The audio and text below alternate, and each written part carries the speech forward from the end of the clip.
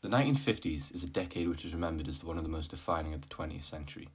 It saw America's recovery post-World War II, as America was the most powerful economic power of the time. Television sales began to boom, and for some the period is seen as the golden age of television. Music soared with the likes of Elvis and Chuck Berry, popularising the rock and roll style. Art began to grow as well, with Andy Warhol and the pop art movement reflecting the increasing growth of icons in the capitalist times, which coincided with the worry of communism. We saw the youthful Greases and fashion changed, with Christian Dior and Coco Chanel cementing their places as fashion staples. Though what was birthed in the 1950s, which I've particularly been taken by, is the Beat Generation. What kind of a peace do I mean, and what kind of a peace do we seek?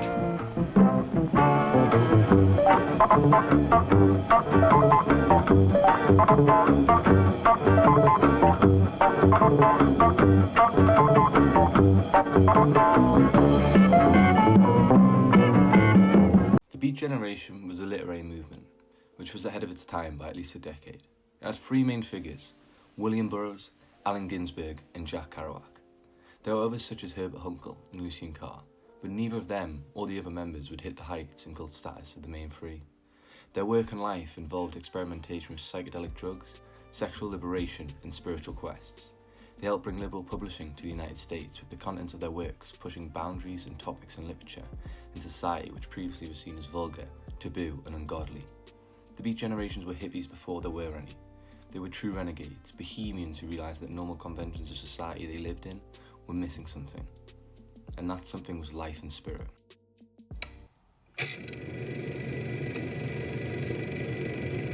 Born in June 1926 in Newark, New Jersey, Allen Ginsberg would go on to become one of the most influential poets and revolutionaries of his time. In the 1940s, as a student at Columbia University, Ginsberg would meet Kerouac and William Burroughs, which would be the catalyst for the golden trinity of the Beat Generation. Throughout his life, it was clear to see that Ginsberg was made for counterculture. He was heavily spoken in topics such as anti-militarism, materialism, and sexual repression. Though where Ginsberg would most notably make his mark on society is with his writing, specifically with his poem Howl, in which he attacks capitalism and conformity in the US. The poem contained homosexual relations, heterosexual tales, and contained obscenity, which at the time was not seen as art and creative expression, but pornography and grotesque nonsense at a time when sodomy laws had just been brought in, making homosexuality illegal. This saw Ginsberg's publisher taken to court on an obscenity trial for publishing pornography. The trial gained notoriety in the public eye, shining a light on how backward certain aspects of the free world still were. Though in the end the hippie won, as Judge Clayton W. Horn believed the poem carried redeeming social importance. Ginsberg, who ultimately would go on to have a major influence in the hippie movement a decade later, showed how art and literature is more than something which is just put on a piece of paper or canvas, but a protest and an avenue for change. Born on the 5th of February 1914, William Burroughs would go on to be one of the biggest influences in both the Beat Generation and postmodernism. Though Burroughs, like many of his Beat colleagues, was one hell of a character. He would go on to study English literature at Harvard, but ended up being forced out, where he would go on to in 1942 try to apply for the Navy and the Office of Strategic Services. But after being rejected, his path to drug addiction would really begin. However, so too would the stories, characters and life which would go on to mould his work and influence generations to come.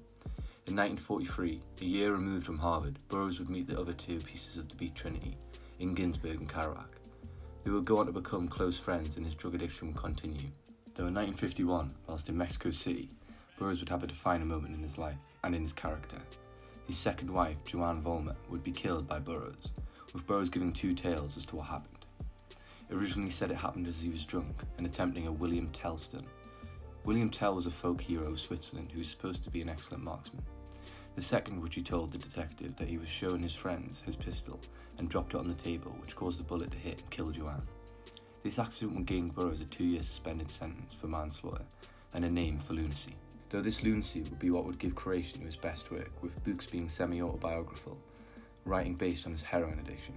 This would garner him some notoriety, with Junkie in 1953, but it would be Naked Lunch in 1959 which gained him his fame, and not just for his writing. Naked Lunch is a book, which is a series of vignettes.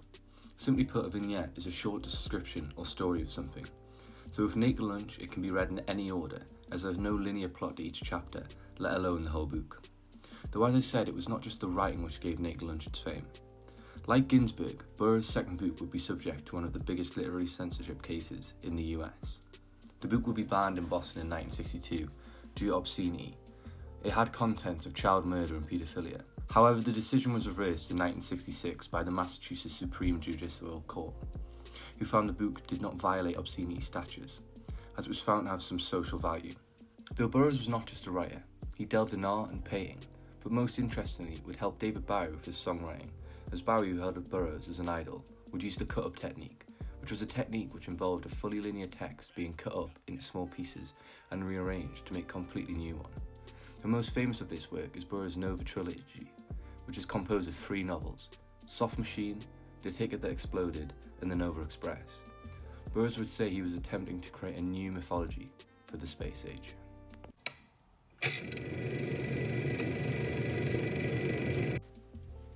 Jack Kerouac, or Jean-Louis Le Bris de Kerouac, was born on March 12, 1922, and is one of the most important literary figures of the 20th century, and the father of the trinity of the Beat generation. Raised in a French-speaking family in Lowell, Massachusetts, he would speak with a French accent till his late teens, which is a time where he would lose his younger brother, and eventually write a book mourning him. Though Kerouac's first venture into writing came with his time in the United States Merchant Marines, however this book would not be the first to be published, but rather it would be Kerouac's Town in the Sea. The book did not garner much success, but it was his infamous On the Road in 1957 which gave him his stripes as a writer. This book was a semi-autobiographical novel which spanned across the 7 years in which Kerouac travelled America on freight trains and hitchhiking, including raring characters. Many were part of the Beat generation itself, and scenes which reflected a culture of subversion, which was not told to the mainstream at the time. This book is where Kerouac really coined the spontaneous prose style, which was all about putting the zest for life which Kerouac had himself, but also stole from characters in his life. And these characters would be what would make Kerouac the man and also keep him as second fiddle. In his life, Kerouac had 2 soulmates, the first being Neil Cassidy, also known as Dean Moriarty, in On the Road, who was a crazy fool who would do anything in the moment and live the way Kerouac wished he could.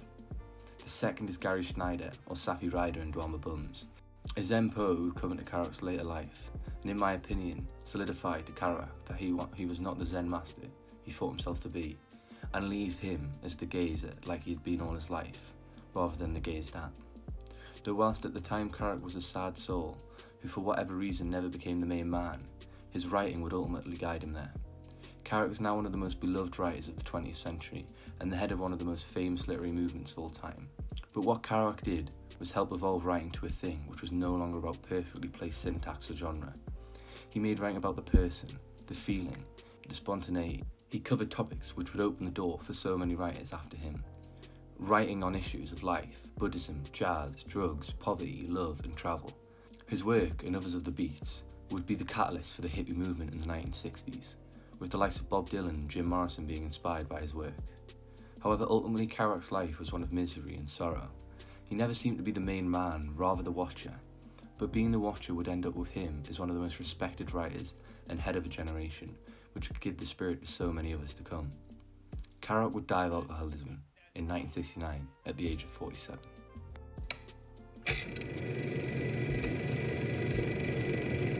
For me, the Beat generation is not just about the writing, and it's not just about the story they tell. It's about those stories and how they affect a reader, what they tell us about life and how they inspire our own acts and characters. The philosophy of the Beat generation is to always live for life. Don't get caught up in the joys of materialism, the smiling faces, the business meetings, the laziness of convenience.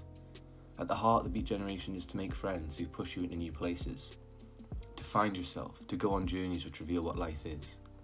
The Beat generation is spirituality, and that's a thing in 2020 which is talked about as something which can be found through some yoga videos on YouTube, or by reading some books, but rather spirituality in the meaning of life comes from living. Climbing mountains, having no money, letting go, feeling free and exploring your emotions. What the Beat generation is telling us to do is live. And those who live are the mad ones, mad to talk, mad to be saved, desirous of everything at the same time. The ones who never yawn or say a commonplace thing, but burn, burn, burn like yellow fabulous Roman candles exploding like spiders across the stars, and in the middle you see the blue centre light pop, and everybody goes, ah.